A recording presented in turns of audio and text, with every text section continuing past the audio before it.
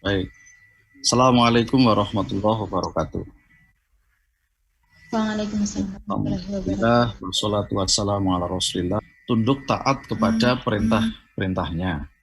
Yang kedua, amanah ini kita siapkan untuk menjadi khalifah, menjadi pemimpin, menjadi penguasa, menjadi perawat, pemakmur dan pemanfaat jagat raya ini.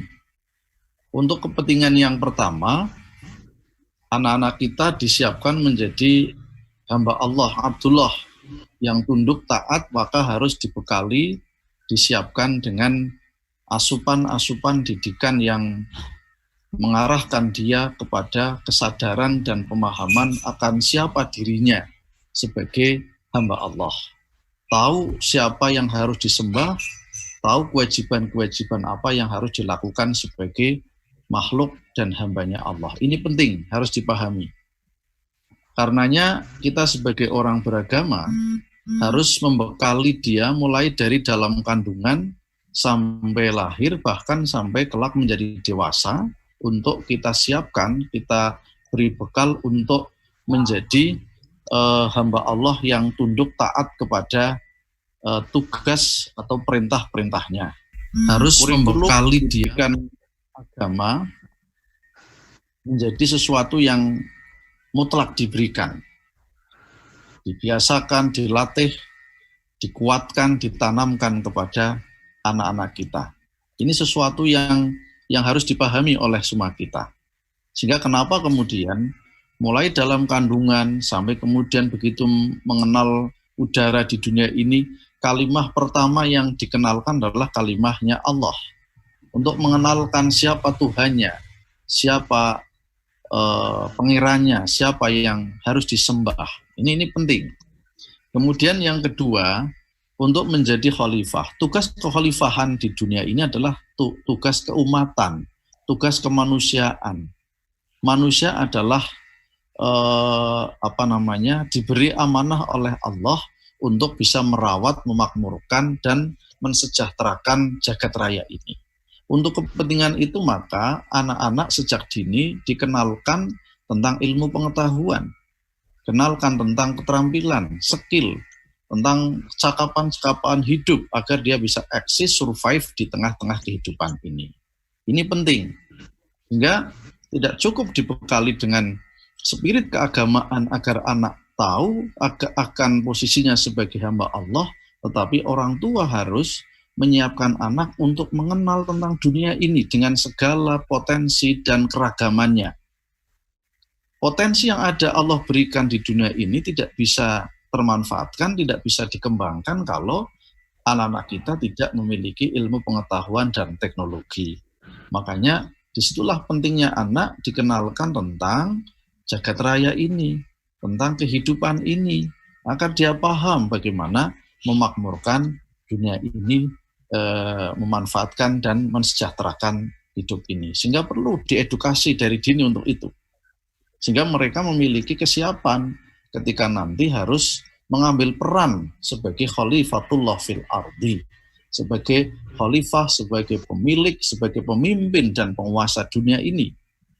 Tentu makna khalifah ini tidak harus menjadi presiden atau gubernur atau bupati, tetapi menjadi orang yang hidupnya bermanfaat, bisa mensejahterakan kehidupan ini.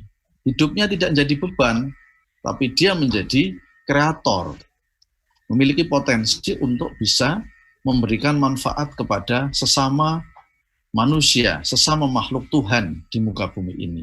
Sehingga bukan menjadi perusak, bukan menjadi beban kehidupan, tapi menjadi anugerah bagi kehidupan ini. Ini generasi yang harus kita siapkan.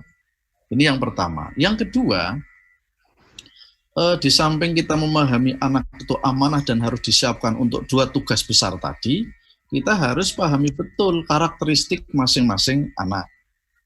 Anak lahir itu hebat.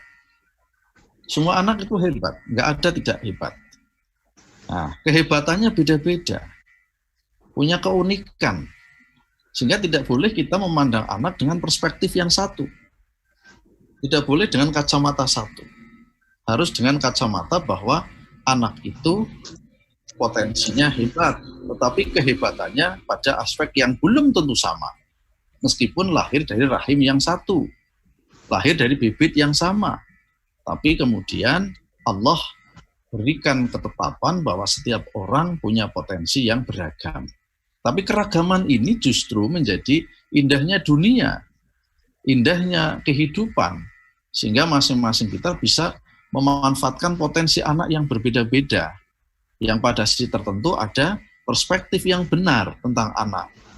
Jadi tidak boleh orang tua mengeluh ketika anaknya kemudian tidak pandai dalam bidang hitung-menghitung atau matematika. Tapi prinsip dasarnya hitung-menghitung harus dikenalkan, harus dikuatkan, tapi bukan menjadi style proyeksi spesifik pada setiap anak. Karena gaya belajarnya berbeda-beda. Ragam potensinya pun berbeda-beda. Meskipun ada potensi general yang dimiliki oleh kemungkinan semua anak, gitu kan. Tetapi ada hal spesifik, hal unik yang tidak selalu harus dilihat dalam perspektif yang satu. Orang tua harus memiliki cakrawala yang beragam. Oh ya, anak ini hebat di sini, ini hebat di sini. Sehingga ketika kita tahu potensi kehebatan masing-masing, tinggal kita bagaimana memfasilitasi, mensupport, mengembangkan, memberikan ruang kreatif bagi perkembangan hal-hal yang unik tadi. Sehingga tidak akan muncul perlakuan yang keliru karena tidak berbasis kepada kondisi dan kebutuhan masing-masing anak. Kemudian yang berikutnya, kita sebagai orang tua harus bisa memperlakukan potensi itu dengan tepat. Ketepatan kita memperlakukan atau mengembangkan potensi itu akan memberikan efek positif bagi tumbuh kembang anak, baik fisik maupun non-fisiknya. Tapi prinsipnya, anak lahir itu sudah punya potensi, tetapi potensi itu tidak akan bisa berkembang dengan baik manakala tidak diasuh, dirawat, difasilitasi, didampingi, dibimbing, dikembangkan dengan sebaik-baiknya. Semua anak lahir secara fisik itu lemah, masih lemah, tapi potensinya ada, gitu kan. Kalau dibiarkan, ya dia akan meninggal. Kalau tidak dirawat, tidak diasuh, dia tidak akan tumbuh berkembang. Sebaliknya, dalam kondisi seperti apapun, jika dirawat, diasuh, dididik dengan baik, maka akan ada progres perkembangan yang baik. Nah, kalau kemudian kita bicara tentang anak usia dini, maka sebetulnya anak usia dini itu kita tidak bisa memposisikan dia anak usia dini itu seperti orang dewasa mini gitu ya. Anak usia dini itu ya anak usia dini gitu kan. Tidak boleh dikatakan anak itu miniatur orang dewasa atau orang dewasa mini, tidak. Sehingga perlakuannya tidak boleh seperti memperlakukan orang dewasa. Memperlakukan anak ya dengan cara pendekatan sebagaimana yang anak miliki, yang anak pahami, tidak kemudian diperlakukan seperti kita memperlakukan orang dewasa, salah atau keliru nanti jadinya.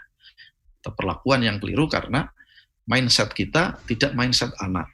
Maka ketika Anda siap jadi ibu, punya anak, maka ada mindset yang harus dibangun adalah mindset kerangka berpikir kita adalah saya akan pemahamannya masih butuh dibantu.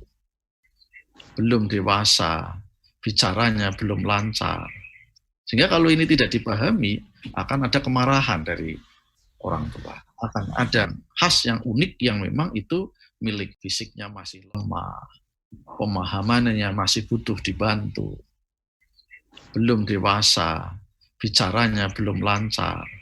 Sehingga kalau ini tidak dipahami, akan ada kemarahan dari orang tua. Akan ada perlakuan yang keliru dari orang tua karena tidak berangkat dari pemahaman kondisi-kondisi yang khas, yang unik, yang memang itu miliknya anak usia dini. Berikutnya, dalam rangka kita mengasuh, maka kita harus paham, ini kewajiban kita. Karena kita kewajiban, maka anak punya hak di situ. Anak punya hak dari kita, yang harus kita penuhi. Ada banyak, ini saya rumuskan. Pertama, anak punya hak untuk hidup. Jadi semua yang kita lakukan harus memastikan bahwa secara manusiawi kita pastikan hak hidup anak terpenuhi. Jangan sekali-kali ada upaya bahkan terskenario untuk menghilangkan hak hidup anak. Makanya baik agama maupun konstitusi melarang keras terjadinya penghilangan nyawa, baik masih dalam bentuk janin maupun apalagi sudah lahir sebagai manusia yang berwujud utuh. Ini menggambarkan bahwa hak hidup itu harus menjadi norma utama yang harus dipegangi oleh kita. Maka kenapa kemudian misalnya ketika anak sakit kita harus berikhtiar mencarikan obat, membawa ke dokter untuk memastikan anak sehat. Ketika sehat maka jaminan untuk hidup secara manusiawi bisa tercukupi, terpenuhi.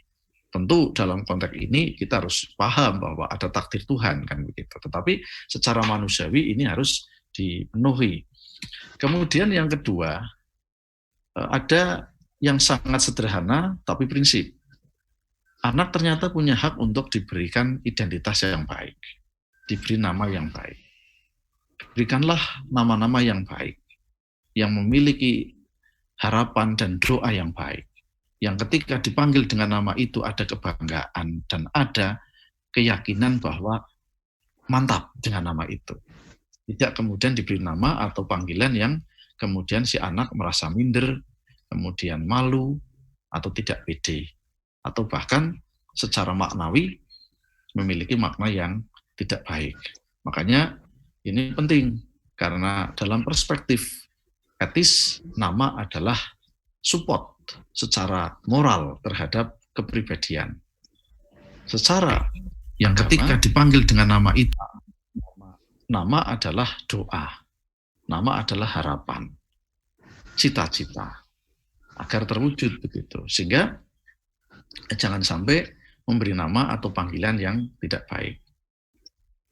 Kemudian kemarin sudah kita bicarakan, anak punya hak untuk disusui.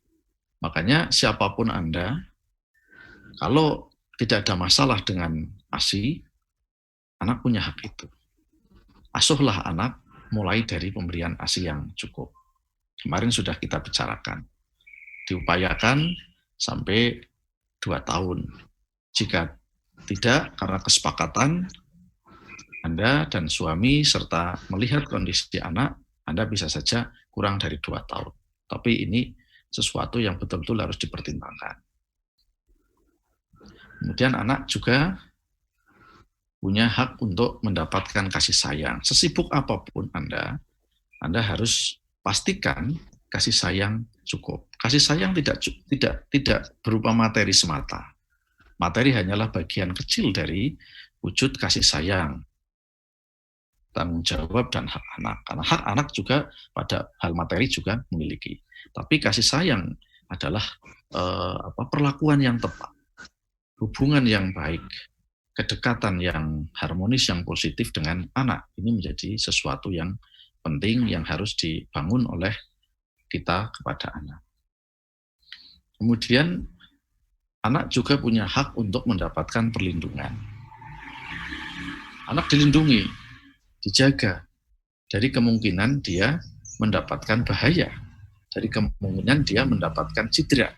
Ini pastikan bahwa orang tua bisa melindungi dia, baik fisik maupun non-fisik dia, agar dia selamat, dia tidak khawatir hidupnya karena terancam dari sesuatu yang bisa mencelakakan. Kemudian yang berikutnya, anak punya hak nafkah materi. Ini kerja berat, tetapi harus dilakukan. Maka semua bentuk penelantaran anak berdosa dan berbahaya, dan implikasinya ke orang tua. Ada kemungkinan anak tidak mengakui orang tua ketika besar nanti karena orang tuanya nggak peduli. Orang tua tidak memberikan nafkah yang memadai sehingga anak terlantar. Maka ini harus diperhatikan oleh kita semuanya agar anak merasa mendapatkan cukup baik secara materi maupun non materinya. Anak juga mendapatkan hak untuk mendapatkan pendidikan yang baik. Usahakan betul, kita kerja keras, kita usaha agar anak-anak kita bisa mendapatkan pendidikan yang baik. Baik dari kita sebagai orang tua maupun kita serahkan kepada ahlinya, karena kita tidak mampu mendidik dalam segala hal.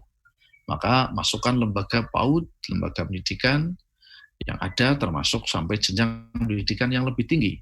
Tentu pilihan kita sesuai dengan visi kita. Ada yang mengarahkan anaknya ke lembaga pendidikan agama, itu bagus, ke lembaga-lembaga yang agama dan umum dikuatkan, ada yang sejak kecil diarahkan untuk masuk pesantren dan seterusnya. Itu adalah pilihan sesuai dengan visi hidup dari orang tuanya. Tapi yang pasti semua itu diberikan dalam rangka memenuhi hak anak tentang pendidikannya bagi kontribusi dia memerankan tugas khalifatullah fil ard sekaligus mewujudkan tugas sebagai hamba Allah. Saya kira itu dulu pengantar saya dari sore ini. Silahkan pertanyaan-pertanyaan yang masuk bisa dibaca, Mbak Fitri. Iya. Yang pertama, Assalamualaikum Pak, saya Sulia dari Cilacap. Mau nanya tentang anak saya. Dia umur 6 tahun jalan. Dia itu gampang marah banget. Sedikit-dikit marah. Apalagi kalau marah sukanya matanya itu melirik ke atas sambil ngos-ngosan. Itu kenapa ya? Cara nyembuhinya gimana? Nah, marah yang seperti itu kira-kira mulai di usia 4 tahun. Ya, jadi begini. Siapa namanya Mbak Sulia ya? Harus dipahami bahwa marah itu manusiawi. Jadi jangan menganggap bahwa marah itu hanya miliknya orang dewasa. Hanya ekspresinya macam-macam. Ada anak marah diam, ada anak marah melempar barang, ada anak marah kemudian seperti putranya jenengan tadi. Ini yang pertama harus dipahami, bahwa marah adalah ekspresi emosi. Itu tidak jelek, semuanya memang memiliki. Itu anugerah Allah. Orang punya marah, hanya harus dikendalikan. Karena semua bentuk kemarahan kalau tidak terkendalikan akan berdampak tidak baik. Itu yang pertama. Yang kedua, Anda harus pahami momen-momen seperti apa anak Anda kemudian berekspresi seperti tadi, sampai matanya, bahasa Jawanya itu mendelik-mendelik mungkin ya, harus dipahami. Kondisi seperti apa? Ketika kemudian Anda bisa memahami, ketika anak begini terus begitu, Anda hindari agar tidak terjadi conditioning yang kemudian memicu terjadinya itu. Ini penting. Sehingga dari waktu ke waktu Anda coba pelajari ritme seperti apa yang kemudian anak berekspresi seperti itu. Ketika sudah Anda pahami betul, maka langkah preventifnya adalah jaga, siapkan kondisi, jangan sampai muncul situasi yang memicu itu. Kalau ini terus terjadi, nanti lama-lama akan terjadi atau muncul kebiasaan baru. Kalau itu dibiarkan akan muncul sesuatu yang seolah-olah jadi kebiasaan. Kalau tidak cocok langsung marah, kalau tidak sreg dan seterusnya. Ini lama-lama akan berubah dengan ritme baru yang Anda ciptakan setelah Anda kenali betul situasi yang menjadi menjadi atau perangsang terjadinya itu. Ini yang harus diperhatikan. Yang ketiga, dalam teori pendidikan anak ada namanya terapi bermain. Coba Anda pahami anak senang bermain apa, sibukkan anak dengan permainan. Sehingga karena dalam teori bermain ada teori namanya surplus energi dan rekreasi.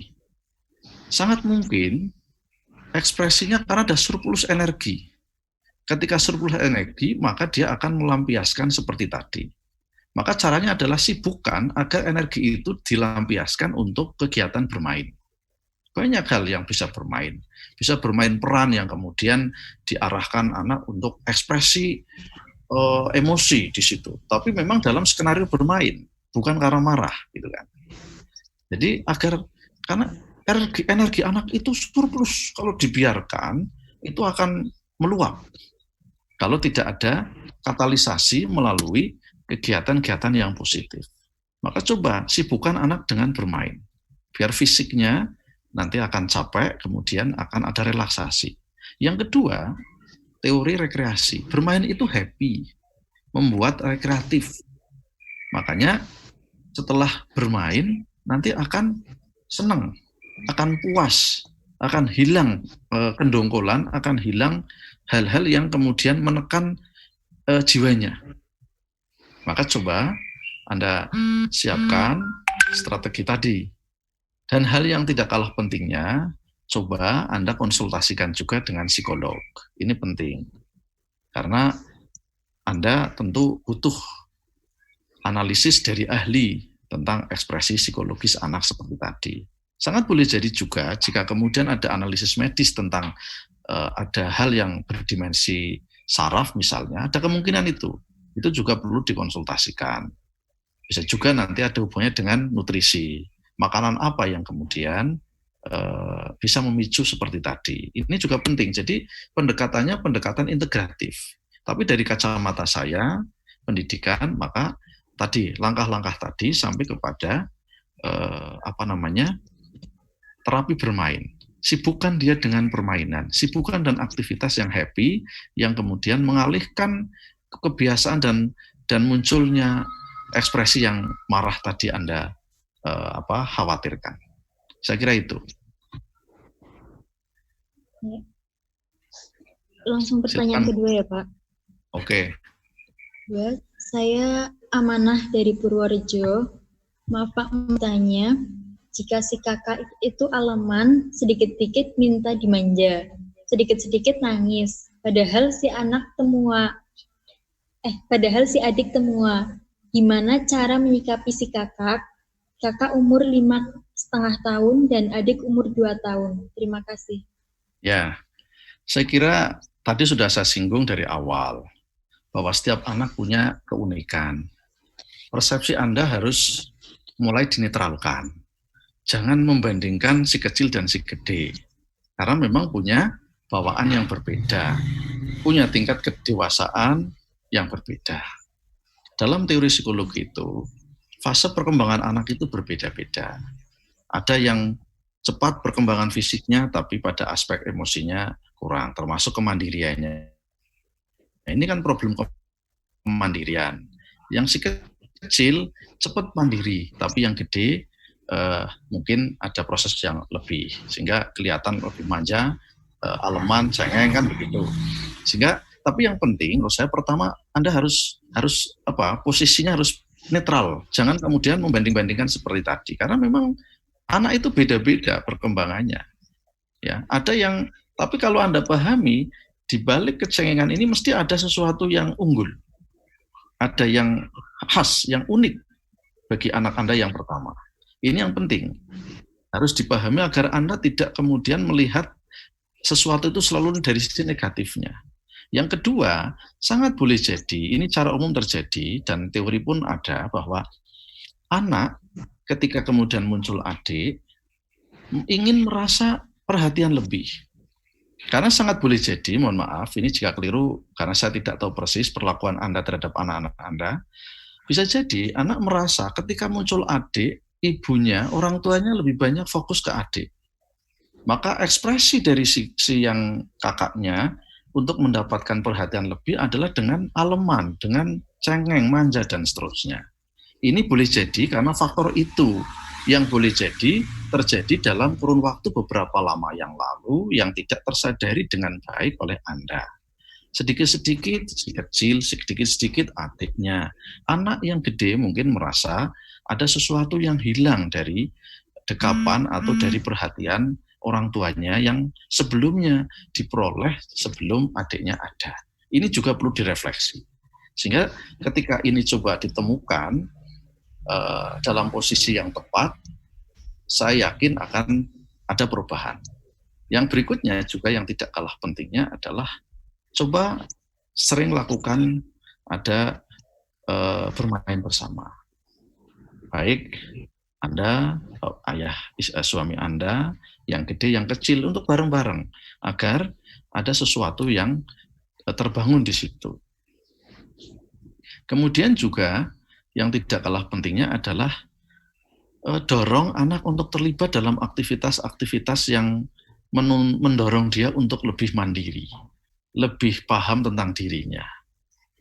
Ya, diajak untuk mengurus dirinya, diajak untuk mempersiapkan dirinya, diajak untuk membantu adiknya, diajak untuk bersama-sama ibunya melakukan sesuatu di rumah.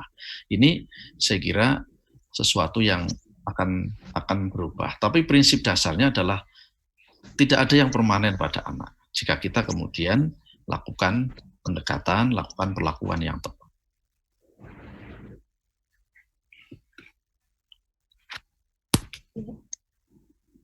Silahkan, yang lanjut.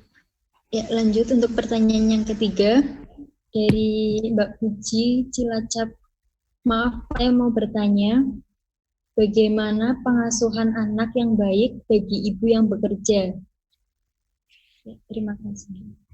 Baik, begini Mbak Puji, bahwa ibu bekerja adalah pilihan hidup Anda. Sekaligus saya kira mayoritas, ini penelitian ya, mayoritas ibu-ibu yang berpendidikan tinggi punya orientasi untuk bekerja. Banyak ini ya, mayoritas, ini riset ya. Nah, tetapi menjadi ibu itu adalah kodrat, sekaligus tugas dan tanggung jawab.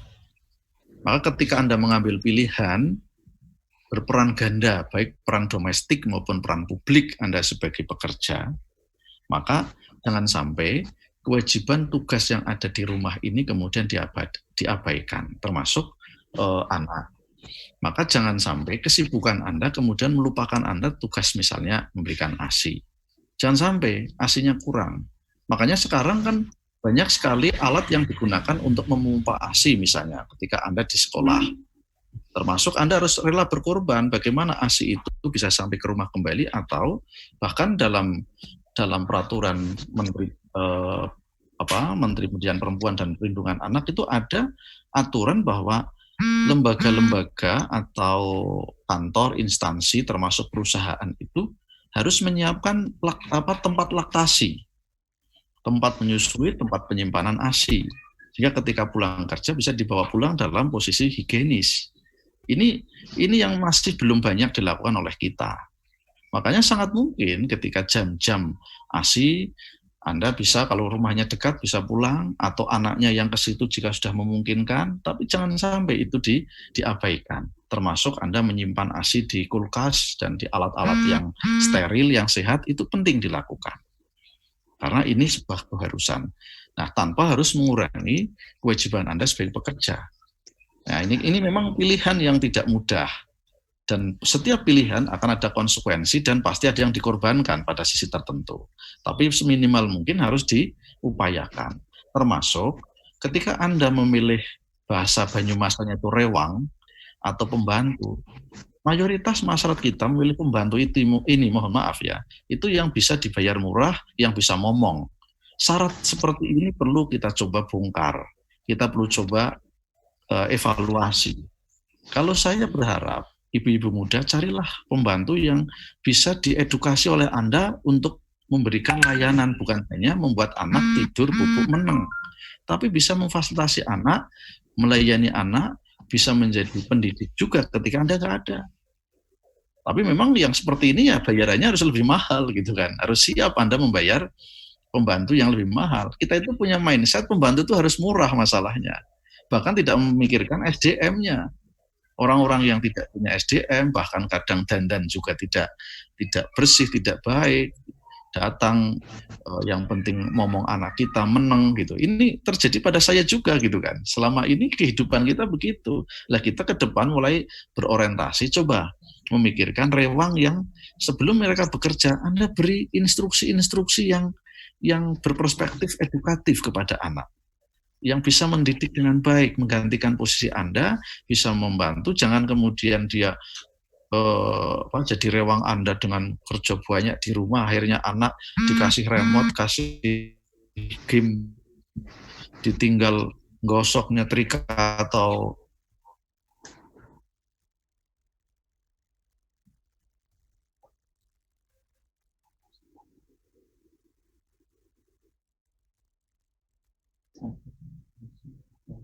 Halo, Pak.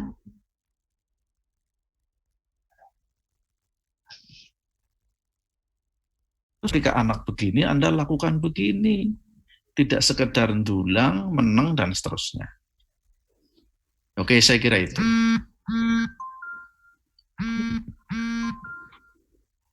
Ya, mengingat waktu yang sudah hampir maghrib, saya Cukup ya, kira Mbak, ya? Pak. Cukup ya? Iya, cukup dulu. Oke, terima kasih karena sudah jam 5:30 lebih. Saya sampaikan selamat berbuka puasa.